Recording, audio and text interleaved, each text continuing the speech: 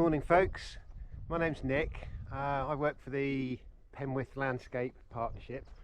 I'm out on my early morning walk going up Sancreed Beacon here in Penwith, which is in the very far west of Cornwall. I had a comment on one of my previous videos that when we were walking around on the beacon I didn't show the view, so what I thought might be nice to do today is just to walk up to the top of the hill and show you a 360 view of what's around. Now, West Penwith that I'm currently in is a big blob of granite, and Sancreed Beacon that I'm walking up is one of the top bits of the bubbles of granite, the West Penwith Pluton as it's known. Now, and when granite forms soil, it tends to form acidic soil, so the habitat that I'm walking through on my way up to the top of the hill is characterized by this acid loving range of plants. So I'll point out some of the plants as we go along. I think later on in the year the vegetation will look very different. We're at the end of the winter and everything is looking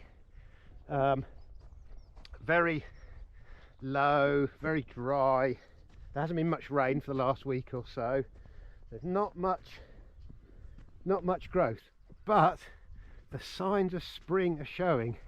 So in between this mass of bracken, which is what this brown stuff mainly is, are tendrils of bramble, and I can see that on the brambles there's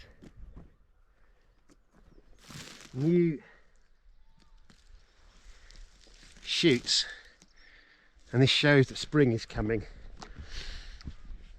We've got foxgloves coming up.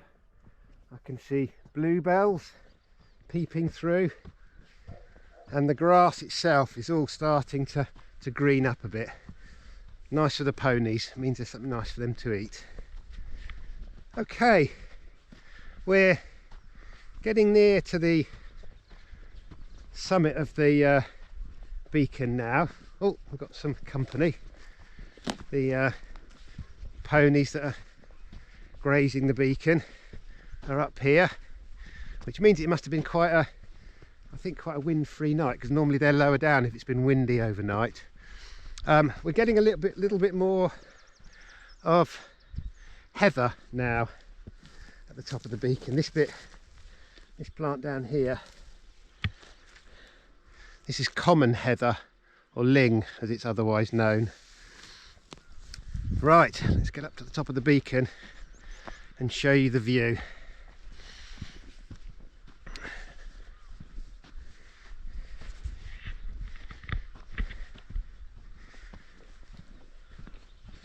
A few little stunted hawthorns. How do they survive up here?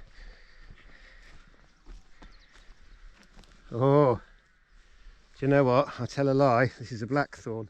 Yeah, so this is definitely a blackthorn. Right,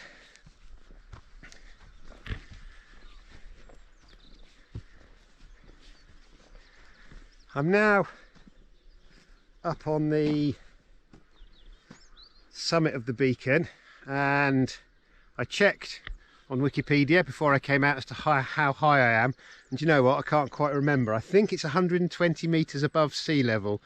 I'll have to check when I get back. So I'm going to show you the view all the way round.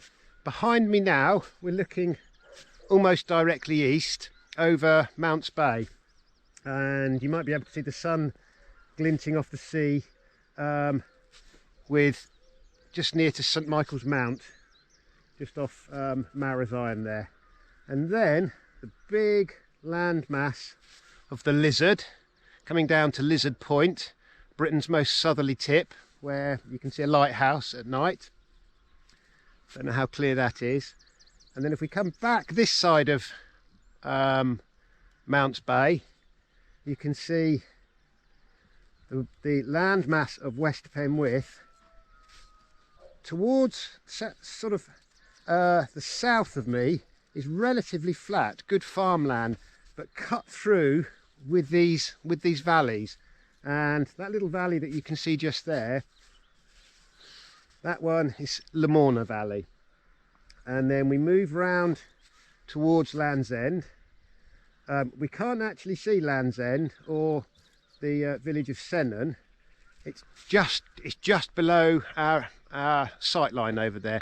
But what you can see is St Buryan Church, the village or town of St Buryan with the church.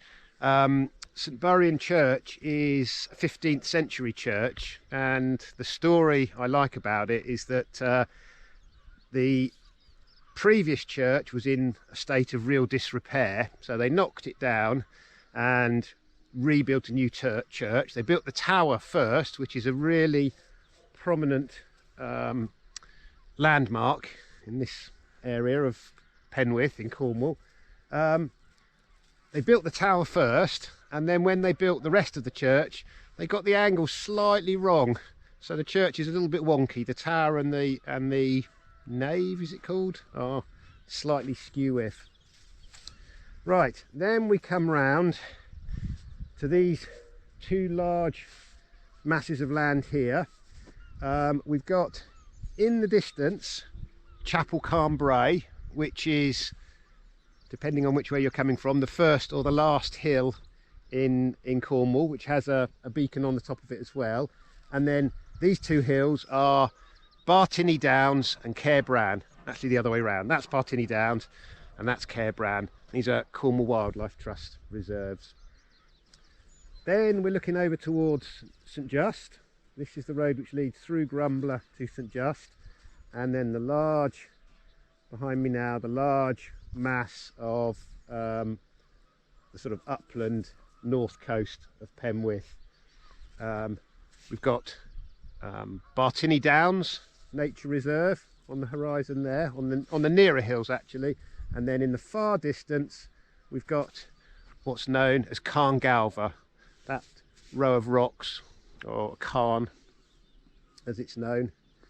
And then coming round a little bit further, we've got the prominent engine house known as, or often called, Ding Dong Mine.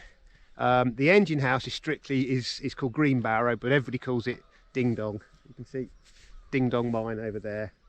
And then coming further round, I guess the next feature that you can see, there's a kind of crinkly bit there, which is Castle Andinus Quarry. And then back round to where we started, back down towards Penzance. I've got to remember to keep talking towards you because you can't hear my voice as well, can you? Very well when I'm talking that way, so I'll try to keep looking at you while I'm talking.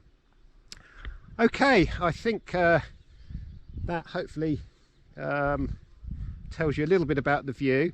I might come up and do this again when the sun's out. I was hoping that there was going to be a nice sort of sunshine on Penwith. Fortunately the sun is just behind that massive cloud there. The rest of the sky's blue, but I guess what it's doing is giving us that lovely reflection on the sea over there.